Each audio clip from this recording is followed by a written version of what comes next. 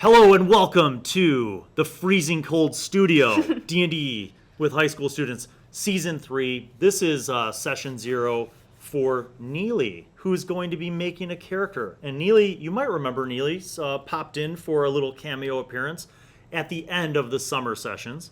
So she has played literally one time. Yes. Are you excited? I am very excited. Okay, so this is a character sheet, and what we're going to do today is make your character. And we talked a little bit before rolling camera. I kind of gave you an overview of the races and classes, and you have an idea that you might want to make a fighter type, which is pretty good, because the party needs a fighter, because they're all very squishy. So we're going to basically do a bunch of stuff, including some rolling, and all of these blanks will get filled in as we make your character. All right. The first thing we need to do is just write your name up there. So write Neely where it says player name. And so, Neely, I showed you a few of the classes and races. You looked at those options, and part of your interest was in possibly a paladin or a fighter type. Mm-hmm. Okay? So what I'm going to do is, here, roll these around. This doesn't count. Just roll them around and see if they warm up for you. What we're going to do is have you roll, because as I explained to you off camera, when you're rolling up a character, if you want to make a paladin, you tend to need to have some good rolls, like at least 2 or 3 really good rolls to make an effective paladin. Okay. Whereas with a fighter, you can get away with like having 1 good roll, and you could still be a whoop-ass fighter. So gotcha. Go ahead and just roll those, warm them up, see if you get any 5s or 6s. Go ahead. Scared. Yep, just roll them right there. Hey, look at that. That's good, count. Right? Okay, so pick out whichever dice you want to use. Pick out 4 of them, and then set the other ones over there. So, okay, good. All right, so what we're going to do is you're going to roll 4d6. Okay. We're going to take the best 3, and I'll just write these notes down in the margin. Gotcha. You're going to do that for the first 4 rolls that you do. The last 2, I will let you re-roll 1s, which is not normal for D&D, but we're going to do it that way because that's how I roll. Okay. All right, so go ahead and roll. Ooh, it would have been so nice if you can re-roll 1s now. Mm-hmm. I'll tell you what. I'll let you re-roll 1s on the first 2 instead. Okay. Just because I'm that nice. So go ahead and re-roll those. So you got 2 6s. Re-roll the 1s. So instead of doing it at the end, we're just going to do it at the beginning. Re-roll the 1s. You know what? You got to get them warmed up. Really get them. Yeah, get them going. There you go. So 6, 6, and 6. 18 right off the bat. Okay, that's one of your re-rolls. Now, roll 4 dice, take the best 3. That kills. 6, 6, 4, 16. You're well on your way to making a paladin. Keep going. This might even be Cooper's Season 1 rolls. Wow! Again, 6, 5, and 4, 15. So you still, good. You still get 1 where you get to re-roll 1s. You want to use it there? You can. Should I? If you do, that's fine. No, I don't want to. Okay, so that's good. So 14 is still solid. Yeah. All right, you got 2 more rolls. Okay. Oh my God. This might be better than Cooper. I'm 90% sure. 16. So now, this last roll, you get to re-roll 1s. Okay. Which is handy, because you rolled a 1. So 5, 4, and 2. 5, 14. Oh my God. So I'm going to read these off because I'm not sure if Dave can see them on the big camera. 18, 16, 15, 14, 16, 14. I want you to understand mathematically, Neely, there are probably nerds on YouTube right now who are freaking out because those rolls are incredible. You could literally make anything, any kind of character with rolls that good. So you've done very well. Awesome. And the benefit of doing very well is whatever you make will be amazing, right? Mm-hmm. So what we're going to do is look at the class options. And you wanted to make a paladin, so we'll get there. But what we need to kind of decide is what race you wanted to be. Okay. And we looked at a few options. And basically with those rolls, you could almost pick any race and be good. But remember that paladins need good strength, typically for melee combat. Okay. That's hand-to-hand stuff. And good charisma, because charisma is what fuels their connection to their god. Okay. So. And that's what makes the chances higher. Yes, Okay. and there are a lot of good race options that would be fine for both of those. So, did you like dwarves? Let's do process of elimination. If you're like, nah, then just say nah. Nah. Okay, elves, maybe, yes, no? Maybe. Okay, halflings, little people. I don't know if I want to be little. Okay, let's skip little. Humans are flexible. Okay. Okay, so that's always an option. That's boring, though. Some people would say it's boring. Dragonborn. Now, all right, legit, if you're interested in this, that would make a killer paladin. But I don't want to coach you. No, I do. I like it. Because I know that I'll take all sorts of heat from like people on the internet and be like, you made her make a Dragonborn paladin. It's so predictable. You suck. And then I'll get like thumbs downs. So that's a maybe. Okay. Yeah. Half elf. Also good for because they get charisma bonuses, so that'd be good. Half orc. I mean, you could just change people's notions, make an amazing half orc. Tiefling. I like this one. Okay, so this is actually it'd be a really good fit for you because your charisma score increases by 2. Awesome. So you'd have a stupid level of charisma. They also get dark vision, so they can see in the dark. They get resistance to fire damage. They know some other stuff. So That's a definite possibility. And you get to kind of design your tiefling traits. Mm-hmm. So some people will say like, oh, I want, purple skin and green hair. Like you get to basically come up with your tiefling's appearance. Okay. Okay. So do you want to maybe do that? Yeah. Tiefling paladin? I like that. Okay. So here's what you're going to do. With the good pencil, under race, you're going to write tiefling. And that's how you spell it. Some people pronounce it tiefling, but I think that's dumb. So I'm going to say tiefling. All right. Class is paladin, Paladin, and then 3, paladin level 3.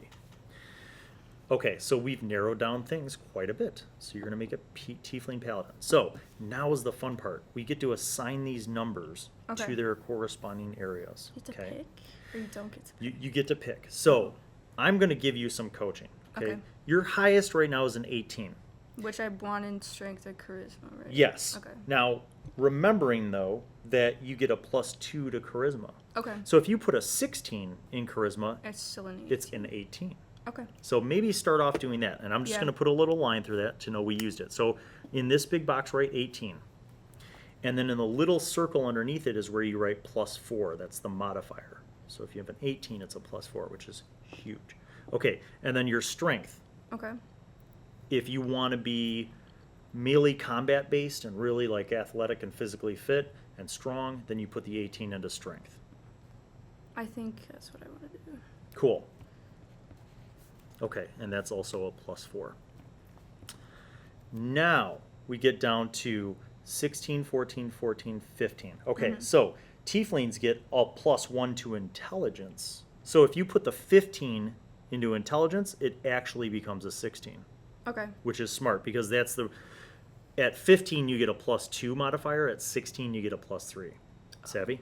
Yeah. So throw that 15 into intelligence, make it a 16, and then the bonus underneath it is +3. Now you have 14, 14, 16. Okay? 16, if this were me, I would put it into Constitution because that's your overall health. That's how much damage you can take. Okay. That's how long you can hold your breath underwater, and all that kind of stuff. Especially if you're like up front. Yes. So 16, put that into Constitution. That's also a +3. And then you have 2 14s. So your lowest rolls are still 6 points better than the average person. Yeah. So 14 Dexterity, 14 Wisdom, and the bonus for those is +2. All right. So you are a beast, like an unstoppable force of pain and suffering. I'm excited. So, what else do tieflings get? You get a speed of 30. So right up there where it says speed, that's 30. And that's average human. Some of the shorter races will move at a slower, like 25. Okay. But 30 is pretty average. All right, over here under your features, I want you to write down dark vision. Dark vision. And you know what? What we'll do is I'll actually have you open up your player's handbook to page 43. All right. And then you can read along and write these things down. So we're not going to write down the entire description, but basically dark vision gives you the ability to see in the dark up to 60 feet in range. So write down 60 feet next to dark vision. It's funny because your A kind of looks like an O, and I was like, dork vision, which would fit. The next thing is Hellish Resistance. So write down Hellish Resistance, and that is awesome. You have resistance to fire damage. So if some sorcerer or wizard or somebody, attacks you with a fire attack, you only take half damage to fire because of your, All right, Infernal Legacy. So, the Thaumaturgy cantrip. So write down Infernal Legacy and maybe put a line under it because there are several things that you get from that.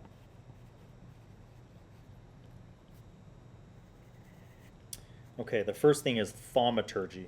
It's a long word that basically lets you cast little effects. While you're writing that down, the next thing you'll write is Hellish Rebuke underneath Thaumaturgy. And I'm going to actually read you that because, and you'll be able to read this on your own too, but Thaumaturgy is a cantrip, which means it's a little spell that you can cast every round if you wanted to. It doesn't cost you any slots. You manifest a minor wonder, a sign of supernatural power within range, up to 30 feet. Your voice booms up to 3 times as loud and normal. Nice. So like having basically a built-in PA system for your voice, all magic based. You cause flames to flicker, brighten, dim, or change color. That's cool. Like you could walk into a room with candles and be like, whoosh, green. Everything would You know what I mean? Yeah. They're all kind of like, none of these are super powerful, but if you play them creatively, it could have a huge impact, right? Mm-hmm. You cause harmless tremors in the ground for 1 minute, like a little mini earthquake. People are like, what is that? You create instantaneous sound that originates from a point of your choice within range, such as a rumble of thunder, the cry of a raven. It can be anything. Or ominous whispers, just like... you instantaneously cause an unlocked door or window to fly open or slam shut, and you alter the appearance of your eyes for 1 minute. Nice. See? Yeah. It's fun little... Because you got the demon blood. All right. And by the way, tieflings are not evil. It's, It's just like derived from. It's derived from, right. Gotcha. Okay, Hellish Rebuke, while we're looking at spells, because I haven't made a paladin in a long time. Dun, dun, dun, dun, dun. All right, Hellish Rebuke. You point your finger, and the creature that damaged you is momentarily surrounded by hellish flames. The creature must make a dex saving throw. It takes 2d10 fire damage on a failed save, or half as much. That's awesome. That's really cool. So that's a reaction, and a reaction means like if somebody hits you, That's what I can. even within 60 feet, like somebody shoots an arrow at you or a spell, or somebody runs up and hits you, you could be like, Hellish Rebuke, like right away, and it doesn't cost you anything. It's your reaction, and they then take damage. Like it's like you're punishing them for even thinking about attacking you. It's a super cool defensive, like it's like their attack backfires. Okay, over here, this is languages and proficiency. So at the top right, languages, and I'll tell you what you speak. Okay, common and infernal. Oh, it's right in front of you. I'm dumb. All right, turn the page. All right. Let's see what else we get. Okay, that's it. That's it for tieflings. Good, done. Now, before we go to the paladin stuff, you're going to choose a background. And backgrounds are basically kind of like a way to make your character more than just like, I'm a tiefling killer, right? It gives you like a life, a backstory. Exactly. So I'll just summarize a few of these, okay? So acolyte is basically like somebody who studied in a temple. Okay. It could be religious or not religious, but basically somebody who spent time kind of studying in a temple. You get some additional proficiencies in religion, which you'll probably have as well from being a paladin. Okay, a charlatan is like a con man. Basically, it's somebody who cons people, pretends to be someone that they're not, that kind of stuff. I don't know if that would fit with your jam. Well, a criminal is a criminal. Basically, there are a lot of different options for how that works. An entertainer is an entertainer. It doesn't have to be a musician. It could be an actor, dancer, poet, whatever. Gotcha. A folk hero is somebody who is basically like, the underdog. Not like a hero who like the nobles recognize as like, you are a hero, but like kind of like the commoner's hero. Okay. A guild artisan is somebody who literally like a professional artisan or crafter, right? And That's there's this cool. whole list of things. Yeah. So maybe, you grew up in a family of calligraphers or glass blowers or jewelers, right? And so you learned these things. You learned some of the business side of it, and you have the artisan tools to back you up. Okay. In fact, I think Heather picked Guild Artisan for Milo, and she was like a painter. That's cool. Hermit, which is basically what you think it would be, like somebody who lived in seclusion. Some of the benefits are like like herbalism and medicine and religion, but like you kind of lived a life of seclusion. If I'm gonna have healing anyways, I don't need that. Right. Okay. Noble. So this is what Matt Kavanaugh picked. Okay. And that could work for a paladin, especially. It means that basically you were born into the noble class. You know how to kind of negotiate well, so you get persuasion. You know history, like knowing all the noble families and that kind of stuff. Connections. Some connection, exactly, connections. You have a position of privilege. Like people recognize you with some authority, right? Outlander is basically somebody who kind of grew up in the wilds, kind of away from cities, and really knows like kind of the wilds really well. Okay. Sage is basically a student. You spent time learning, whether that's at a college or in the libraries in a city, or serving a wizard, whatever. You studied some kind of thing like alchemy, astronomy, libraries, professors, researcher, that kind of stuff. Sailor is a sailor. Nice. You have knowledge of how to sail, work on a ship. Soldier means that in addition to whatever class you choose, you served as a soldier. Okay. You get some benefits from that. You get a military rank. And then urchin is the last one, and that's kind of like you grew up on the streets. Like you're a street kid, so you're street savvy and you're street smart. And you kind of know a little bit about the criminal side of things, but you also just kind of know how cities work. I like that one. A little bit of everything. A little bit of everything? Mm-hmm. Okay. Still badass. Yeah. I mean, any of these work. That's the thing. You could literally close your eyes, pick one at random, and it would still be. And you're still going to be a tiefling paladin, but it's going to give you a little more of a variety. So think about the character. How do you picture her growing up? Was it the kind of thing where, she had a family and then like studied to become a paladin and studied in the religion and stuff, and then went out and was like, I will make my own way and be an adventurer? Or, is she like connected with some rich and powerful noble family and she's like an adventurer who like serves their interests and stuff? Or is she a street kid who just kind of came up and then was found by a local temple and they're like, we will train you, and they taught her combat and taught her about religion? Kid, yeah, pretty much. I mean, there's so many different options. Or were you in fact a soldier? Okay. And that's where you learned the military stuff, but you've always had this deep faith and this connection to the gods. And I like that too. okay. So any of those are options. What you get if you choose soldier is you get proficiency with athletics and intimidation, which makes sense. That's good. You're proficient with some form of gaming. It could be like dice or whatever. Vehicles, land vehicles, which is, like carts, wagons, that kind of stuff. You get some equipment, and then you get a military rank. Let me go through a few of the other ones. What was another one that maybe you were interested in? Did you like the guild artisan thing too? Yeah, that was cool.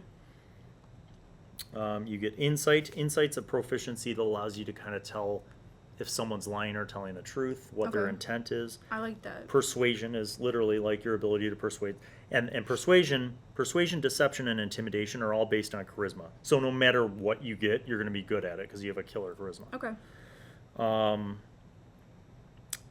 As a guild artisan, you get artisan tools, so you pick which kind of artisan you want to be. Okay. And then you have guild membership. So on top of being like a paladin, you whatever guild you choose, like you basically almost have like a badge. Like you could be like, yes, I'm part of the jewelry guild, and so you can say you guys get a bunch of treasure, you're going to have an advantage if you have a whole bunch of jewelry and treasure and selling the jewelry or whatever you choose. Yeah. You know what I mean? Okay. So that's another one, guild artisan. What else? I like some of the woodsy ones, and I like just the general, like... So, Outlander means that you kind of grew up outside of... You're not a barbarian, but you kind of grew up, further outside of civilization, so you kind of grew up on your own, maybe. Maybe the Paladin training came in from some remote temple that wasn't in a city. Maybe it was out in like the hills or something. Oh. And so you kind of had to fend for yourself a lot. And now you've been sent out by your temple for whatever reason to do whatever mission you've chosen to do. That'd be cool. So there's like different origins: forester, trapper, homesteader, guide, exile, or outcast. Ooh. What if I Or got maybe kicked out? yeah, maybe you studied at the temple and you learned all this stuff and you were a badass paladin, and then you got kicked out, so you got exiled. I like that. That could be cool. So the feature of that is Wanderer. You have an excellent memory for maps and geography. You can always recall the general layout of terrain, settlements, and other features. In addition, you can find food and fresh water for yourself and up to 5 other people. That's awesome. Okay, so that's another one. Now that's a little different from Hermit. Or no, you weren't interested in Hermit. Did we talk about Sage? Do any of those interest you? Like basically you were a student or an acolyte? Not really. Okay. And then what was the other one? Urchin? Yeah. Okay, so you grew up on the streets alone, orphaned and poor. You had no one to watch over you, so you learned to fend for yourself, right? You begin your adventuring career with enough money to live modestly. So you have, sleight of hand and stealth. Sleight of hand is like close-up magic, but it's also like pickpocketing. Nice. Stealth is basically moving quietly, hiding, that kind of stuff. You have proficiency with disguise kits and thieves' tools, so you could pick locks and stuff, which is very That's cool. valuable for the party. City secrets is the feature. This is one I like. You know the secret patterns and flow to cities and can find passages through the urban sprawl that others would miss. When you are not in combat, you and your companions that you lead can travel between any 2 locations in the city twice as fast as your speed would normally allow. So, like, all the shortcuts, like, oh, we'll go this way and follow me. And then, like, instead of it taking, an hour to get from here to there in the city, you can do that in half the time. That's cool. I like I said, all those are good. And What's speaking to you? What story, what background helps you kind of think about your character? I like this one or Urchin, yeah. soldier. What else have we looked at? Guild artisan, outlander. So like outlander is like urchin, but outside of cities. I like that one. You like that one? Yeah. Okay. Do you want to go with the exile thing? You can work that into your background. That'd be cool. Okay. So what you're going to do is write down outlander up in background, and then I'm going to explain to you the benefits of that. So the first thing is you get proficiency with athletics and survival. So here are your skills. Okay. Next to each one, see in parentheses how it tells you what attribute affects it. So proficiency means that you're going to fill in the little circle. So find athletics, fill in the little circle, the bubble. And then go down to survival and fill in the little bubble down there.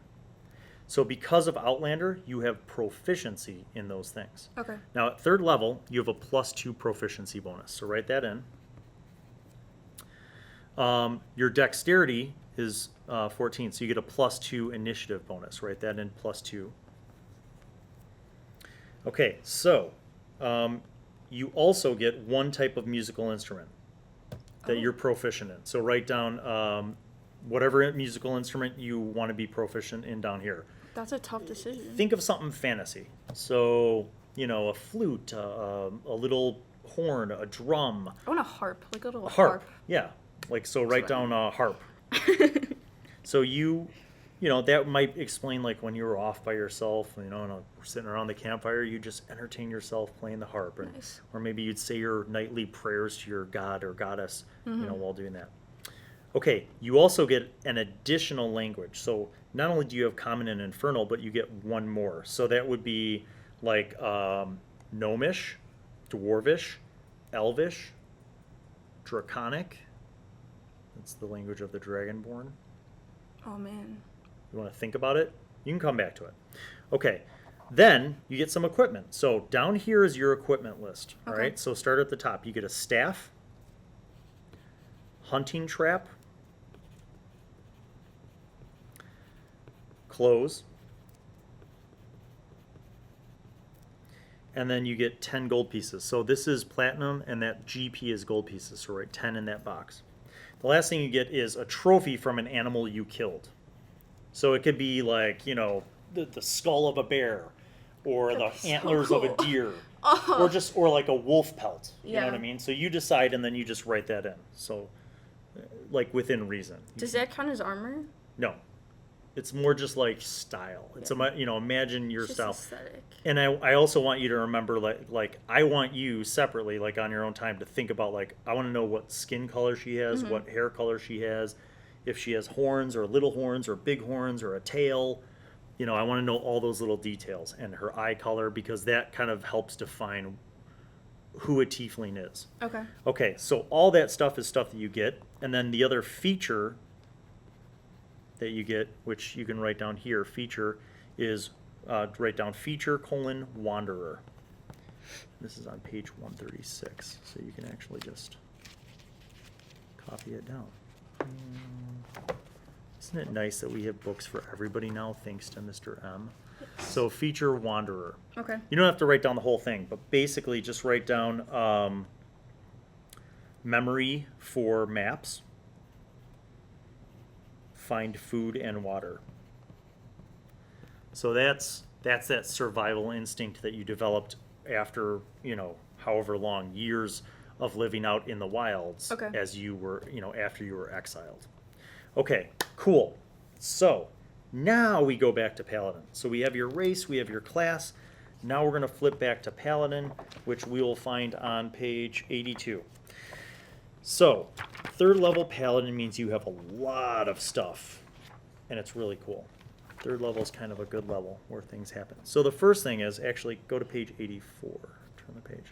So where it says class features. So hit points are how much damage you can take. It's kind of like your health. Okay. It says 1d10 per level, and the first level is 10 plus your Constitution modifier. After that, you roll 1d10, and then you add it in. So in my game world, I give all my players maximum hit points for the first 5 levels, and after that, they can roll or take the average.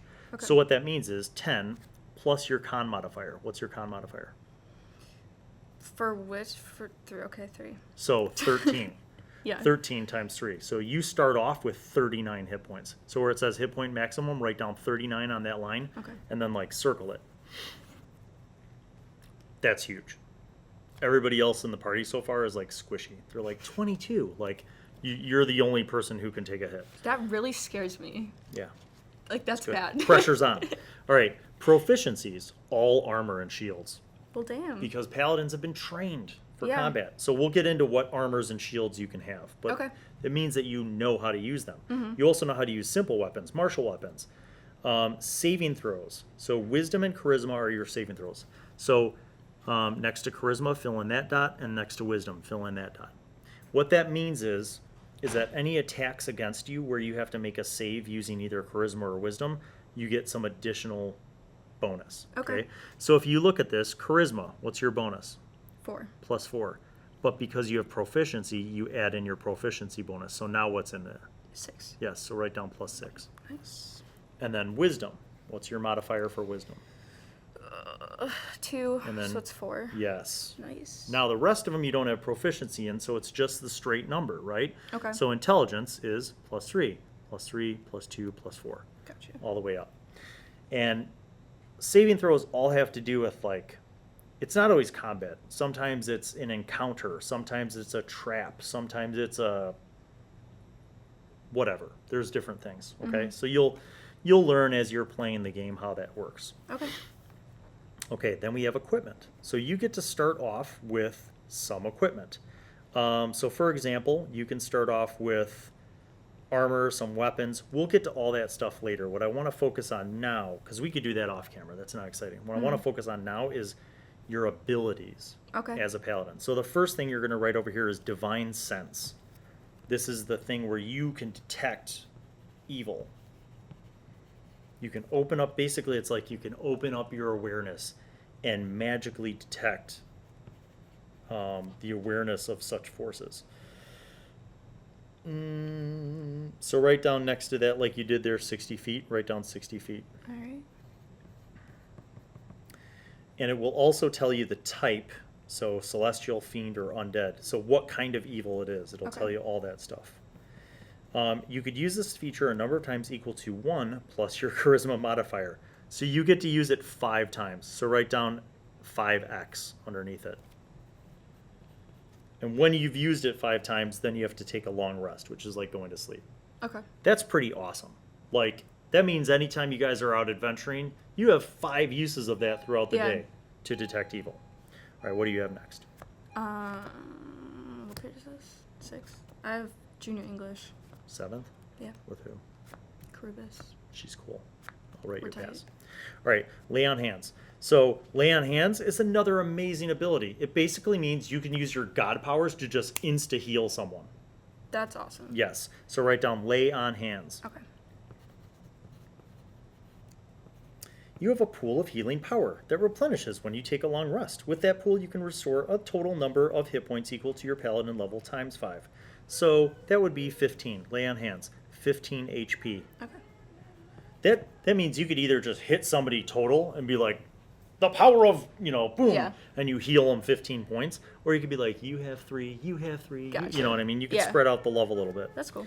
So as an action, you can touch a creature and draw power from the pool to restore a number of hit points up to the maximum amount remaining in your pool. Alternatively, you could spend 5 hit points from your pool of healing to cure the target of 1 disease or poison. This feature has no effect on undead and constructs. All right, next thing is fighting style. So we looked at this before the game. Fighting style is that thing where you pick as a paladin. Now, there's benefits to all of these, right? Defense means that if you're wearing armor, you get an extra bonus AC. Okay. That's not as cool. No. Dueling is the business, and here's why. When you wield a melee weapon in one hand and no other weapons, you gain a +2 to damage. Okay. So it just means you do more damage statistically every time you hit something. That's cool. You could have armor, a shield, and a weapon and still beat more ass. So I would write down fighting style : dueling. Okay.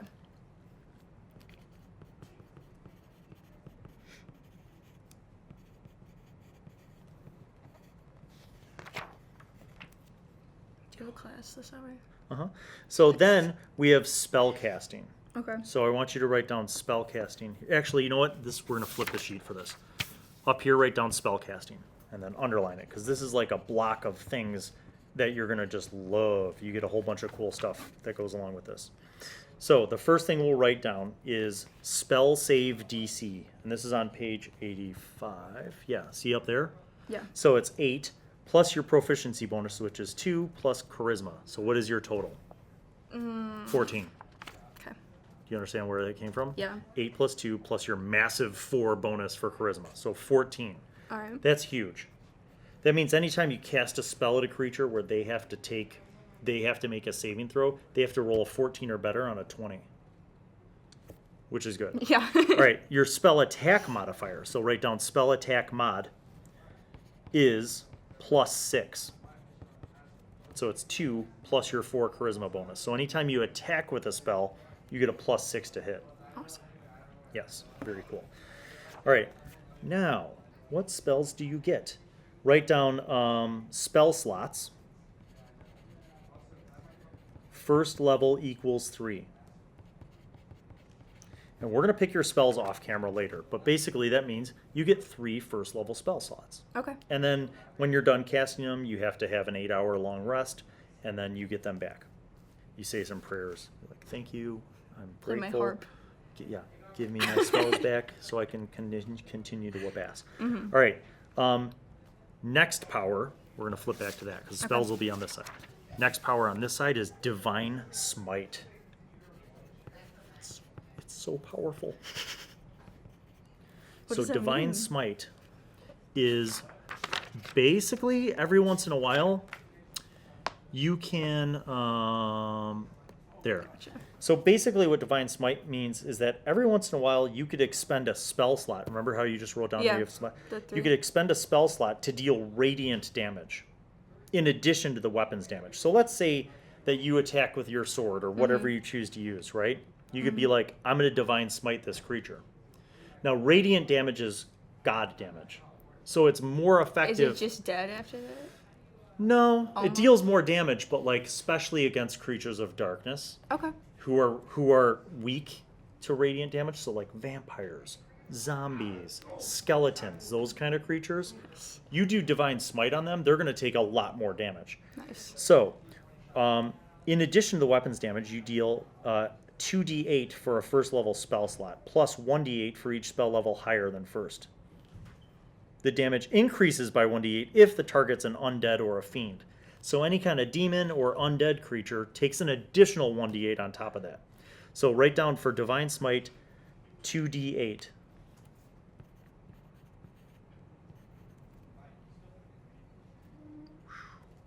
That's why paladins whoop ass.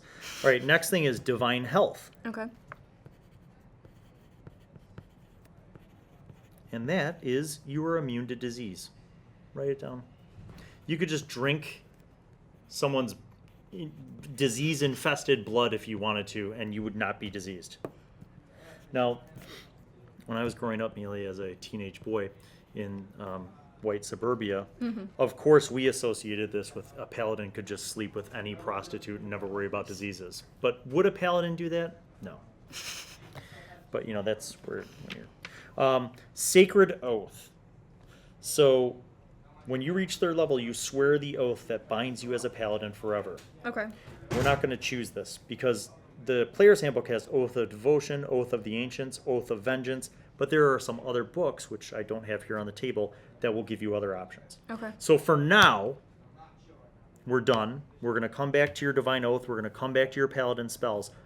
And your mission is, your homework is think of a name for your Tiefling and think of what she looks like. Hair color, skin color, eye color, whether she has horns, antlers, tail, claws, whatever. All right. Okay? Yep. And that has been the Session 0 character creation with Neely, who this character's roles absolutely beat ass. And we'll see what she does with this character when Season 3 debuts. So stick around. Thanks for subscribing. Make sure to smash that notifications button, the little bell icon, so that you are notified when we're posting things up. And we'll see you next time.